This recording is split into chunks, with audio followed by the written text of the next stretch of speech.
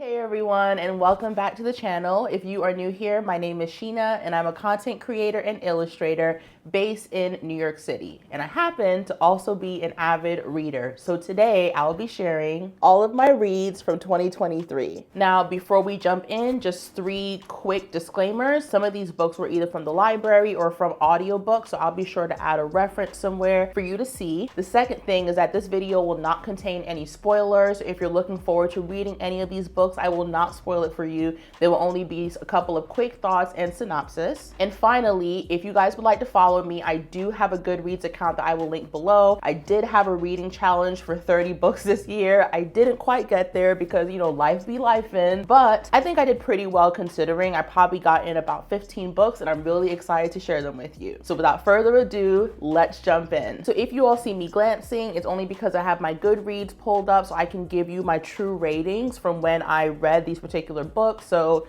just letting you know. So my first read of the year was a memoir, and just like some forewarning, I have a lot of memoirs this year in my collection, but the first is by the one and only Gabrielle Union, and it's called We're Going to Need More Wine. Now, I know she has other books out and other memoirs, but this was one of my first that I read by her, and I really enjoyed it. So as an actress, a dark-skinned Black woman in Hollywood, she kind of goes over her experiences of what it's like to deal with racial issues with her sexuality as she was growing up, her first marriage. She just goes into a lot of detail of how she kind of overcame these different milestones in her life, and she does it in a very humorous way that's really relatable, and it just honestly made me like her a lot more. I've always been a fan of her, but this just made me feel like I was in the room with her, listening to her talk about her experiences almost like a friend. Now, I do want to preface that with this book and a lot of the other ones that I read this year, I did a mix of reading and listening by audiobook because I was just busy.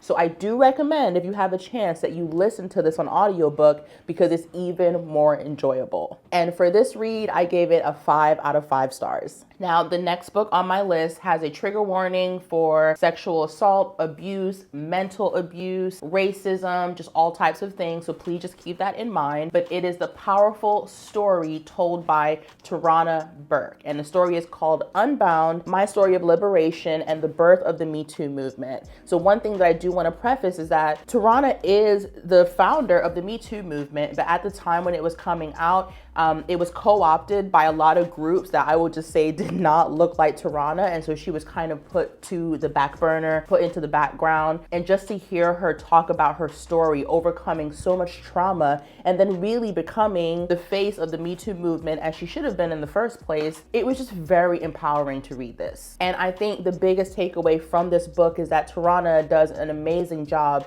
of making you feel empowered and inspired to overcome things like harassment, colorism, and sexual abuse. And it was just such a touching read. I don't want to get into it too much because I don't think anyone can tell her story better than she can, so I will leave you with that, but also an amazing read that I gave a 5 out of 5 stars. So the next book I actually listened to on audiobook, so I don't have the physical copy, but I will put it up on the screen, and it is When No One Is Watching by Alyssa Cole. Now, this book is a thriller that's based in Brooklyn, and if you know anything about me, I love any book that's really based in New York City because I love the references and all of that. But this one in particular, I don't want to give too much away because I went into it pretty blind and it made for an even better story. But I will say it's based in Brooklyn. It's a story about a young woman seeing some weird, sinister things happening amongst her neighbors, and it all turns out to be this crazy conspiracy that again, you have to read to understand. So I will just leave you with that. But I did enjoy it. It was kind of unexpected. I think just looking at the cover, you're going into it expecting to read one thing and then you come out with something completely different that I think is even more impactful as a story. And for this particular book, I gave it a 4 out of 5 stars. So the next book is one that I actually borrowed from the public library, so I don't have it anymore, but I will put it on screen, and it is Random by Penn Juliet.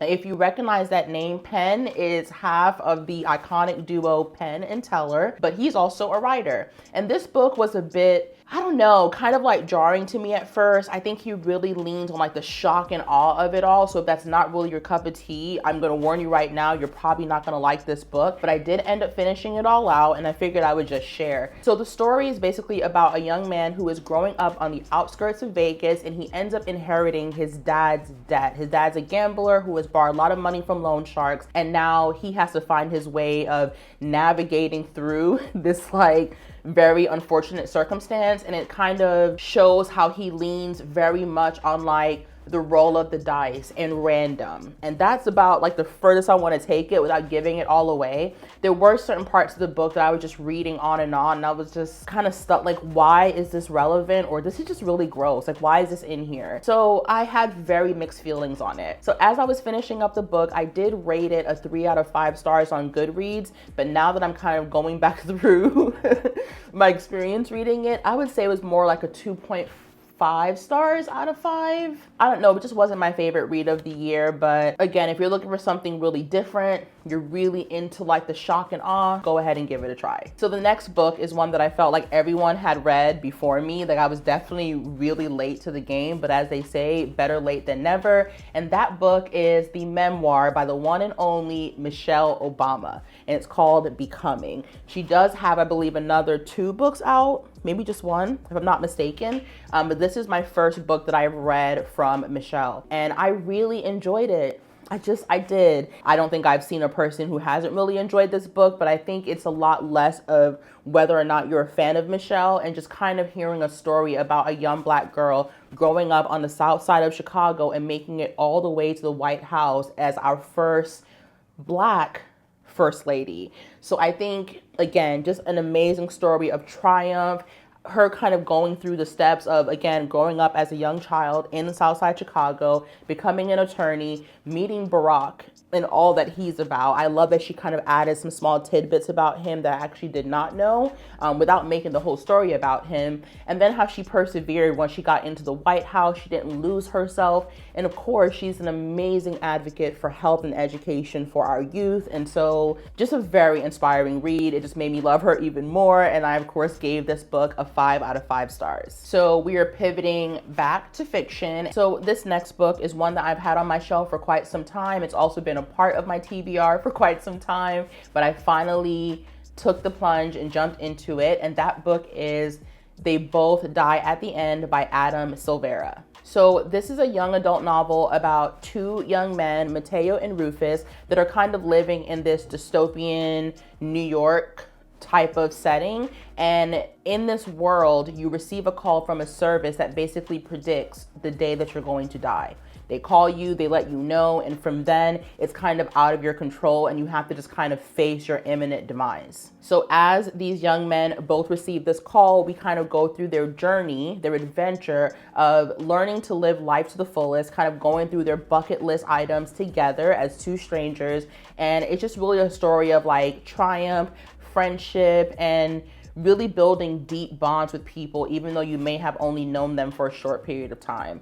I thought this was a beautiful story. The ending obviously is bittersweet, but I'm not going to give it away because I want you all to enjoy it. And I ended up giving this read a 4 out of 5 stars. So this next read had been sitting on my bookshelf for quite some time, and I got into a little bit of a reading rut towards the middle of this year, and I needed something quick and easy and fast to just knock out, and I'm glad I picked it up. And it is New People by Danzy Senna. Now, I kind of went into this book kind of blind as well. I didn't even like really read the synopsis of it, and I'm glad that I did. So this book is about a mixed race woman. I believe it's based in New York, but a mixed race woman, Maria, as she kind of navigates her relationship to herself and others, with a large undertone around like race and sexuality. And Maria is marrying a white man, but ends up having her head turned a bit by a Black poet. And so we kind of go through the ups and downs of how she's figuring out not only her identity, but figuring out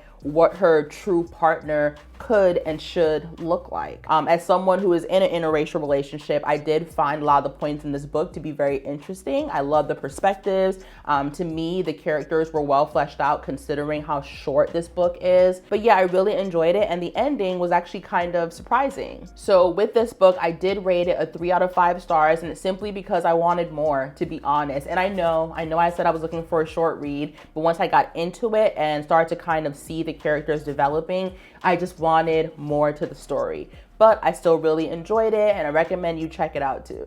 Now, the next book is one that I listened to on audiobooks. I don't have it in my possession, but it is Whatever Happened to Interracial Love by Kathleen Collins. I also went into this book blind. I didn't really know what it was about, and I would say it just consists of short stories around race, identity, sexuality, and based around the civil rights era. I'm not gonna say that I didn't enjoy it. I just felt like there were ebbs and flows in between the stories. Some of them really drew me in, and I fell in love with the characters and their stories. Some of them were gut-wrenching, and then some were just not very memorable.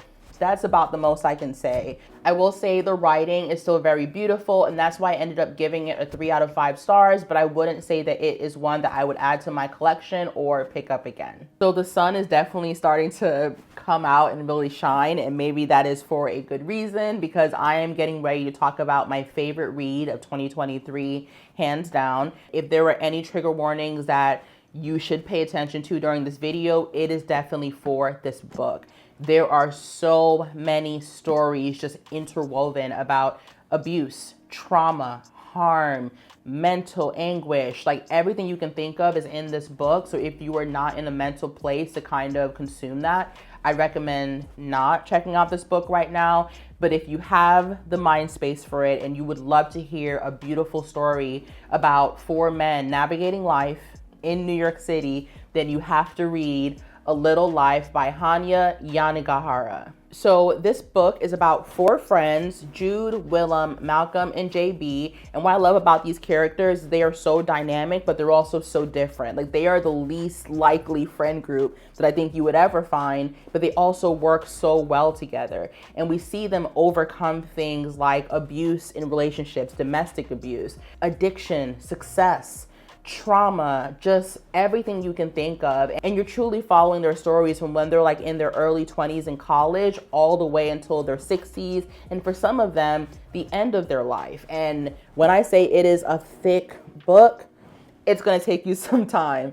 With this read in particular, I did split it up between reading and audiobook because I was just so engulfed in the story that there were moments where I was like doing chores or brushing my teeth, and I wanted to catch up on these characters and their stories. So I would highly recommend doing the same if you can. The way that I usually go about that is by accessing Libby, which is tied to my local Brooklyn Public Library. And I don't have to pay for the audiobook, and then I also get to read the physical book. But this is one that I had to have like in my collection on my shelves because I'm sure that I will revisit it again when I'm at a different phase in my life. But wow. And this is not a book where you're kind of reading to find like a plot or a conclusion. Again, you're following these men through their lives and all of the trials and tribulations that they go through as they find themselves, their identities, their ultimate relationships, and their ultimate fates.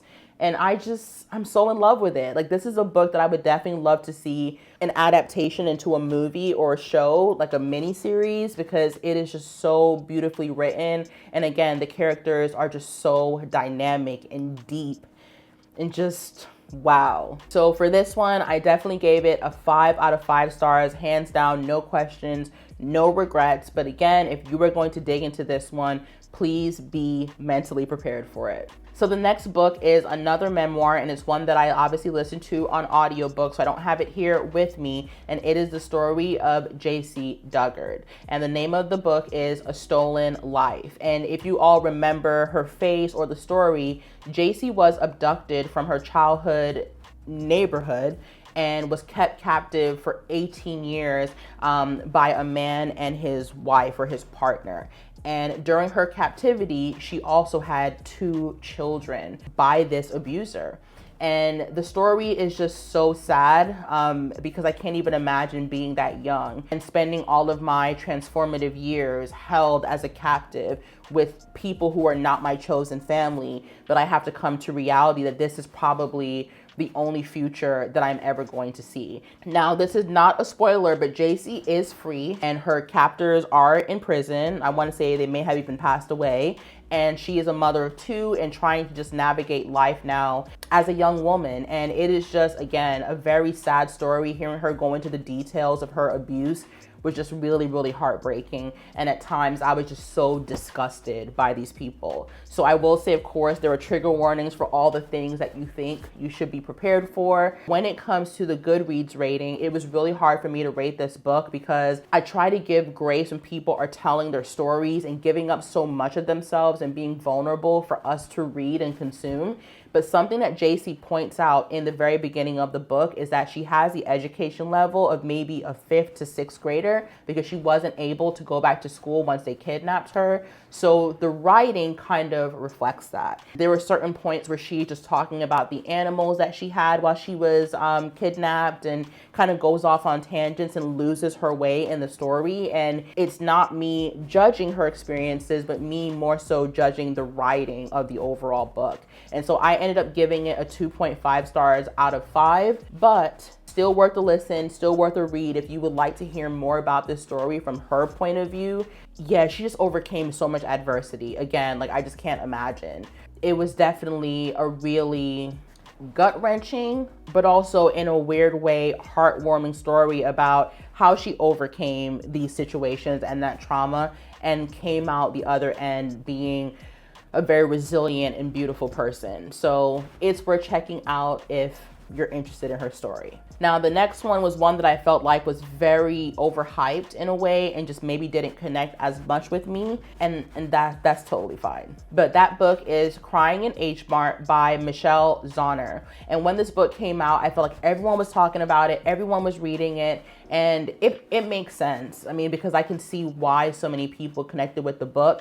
But I do want to say, the book is very personal. It's talking about Michelle's experience growing up as a Korean American, and she is mixed because her dad is white and her mom is Korean. But she talks about growing up with this weird family dynamic, and her mom was, I would say, less than affectionate at times. And so Michelle kind of goes through her experiences of navigating that weird relationship with her mother, trying to seek love from her mother, finding acceptance in her identity as a Korean American. And that part of it was beautiful. And of course, the story is told in connections with foods that Michelle grew up with, Korean cuisine. And so that part of it to me is what really drew me in. But I would say the overall story of like what her mother had to endure fighting cancer, it was a lot for me. I'm not saying that I personally experienced something like that, and I hope to never have to experience something like that. But there were just moments where I was hearing the book, listening to the audiobook and thinking like, this feels like something that should be in Michelle's journal and maybe have not been for a public audience. But one thing I also have to preface is that I am not a Korean American person. So maybe that's why the connection was a bit different. And I can see how maybe a book about a Jamaican American person may resonate more with me, but that's just kind of my truth with reading this. And I ended up actually researching Michelle a bit more, and I looked up her music group, A Japanese Breakfast, and I've been listening to them and I really enjoy their music. So I guess it was a nice discovery at the end of the day. But yeah, just like go into it knowing that will probably be helpful in helping you kind of navigate this story and whether or not you want to read it, listen to it. But I ended up giving this book a 3.5 out of 5 stars. And the final book that I also listened to on audiobook, and it was so unexpected, but I'm happy I did, was Paris, the Memoir. And it is also an autobiography by Paris Hilton, talking about her life growing up in the spotlight as part of the Hilton family and what she had to endure. Now, I know many of you are probably rolling your eyes, like, how much could an heiress possibly endure? She was rich, she had everything, she has like Eurocentric beauty standards, and that I totally agree on. There is still a level of privilege that we cannot ignore when we read and consume stories like this. However, the story did surprise me. I think we are so used to seeing what magazines and shows like TMZ are posting and sharing about these people, but then hearing the stories from their point of view, like, it really shocked me. The things that she experienced, like, throughout her teen, like, early 20s, it's just, I had no idea. I really had no idea. And I obviously don't want to give too much of it away for those of you that are still interested in reading or listening to this book, but very surprising upbringing, very surprising story. And I think in a way, her coming out with this memoir really helped to kind of humanize her a bit more, because she is almost seen as like this pillar being a part of the Hilton family. And this kind of just helped to just make her a bit more real. This book was also weird with ratings because I wasn't sure if like the rating was higher just because I discovered so much more about this person that I wasn't expecting. Also, her storytelling was pretty good with all things considered. So I ended up giving it a 3.5 stars out of 5. I did enjoy listening to it on audiobook. But yeah, if you're interested in knowing more about her background, away from the cameras, away from the glitz and glamour, and seeing who she really is as a person, then you'll probably enjoy this book. Now, to wrap things up, I'm just gonna quickly share the 3 books that I'm hoping to kind of finish out throughout the rest of this year, the rest of 2023, and then maybe even rolling into 2024. Now, this one you have seen before if you follow me at all or you watch any of my content during Vlogmas, and it is Sparkle by Lakita Wilson. This is a middle grade novel, so of course the reading is gonna be on a whole different level. You should be able to fly through this. I'm currently on like chapter 7. I'm still working my way through it. For those of you who are seeing this video for the first time, I have a connection to this book because I illustrated the cover. So I feel like I had to get it. I had to read the story about Sparkle because I had been looking at her face and illustrating her for almost a year. There was no way that I wasn't gonna read the story. And when you are tapped to illustrate a book cover, you don't receive the full manuscript. You only receive a snippet, just enough information to illustrate the character. So I had to read it. But this story is about a young girl named Sparkle, and her mother and her father were both in Hollywood. They were both, like, I would say, models and actors.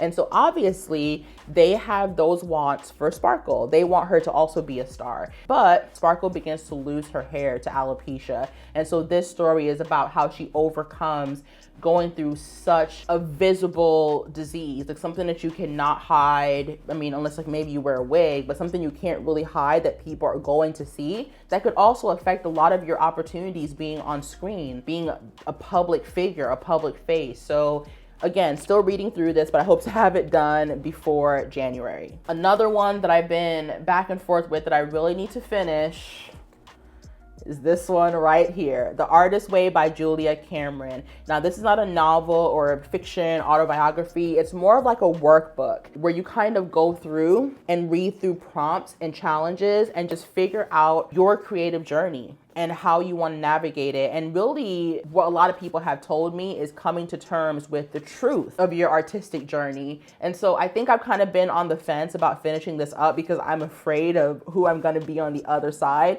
when most likely it's going to be a better version of myself. I think I just need to commit. I keep opening this book, sitting down with my notebook and just not finishing it. And I really just need to commit.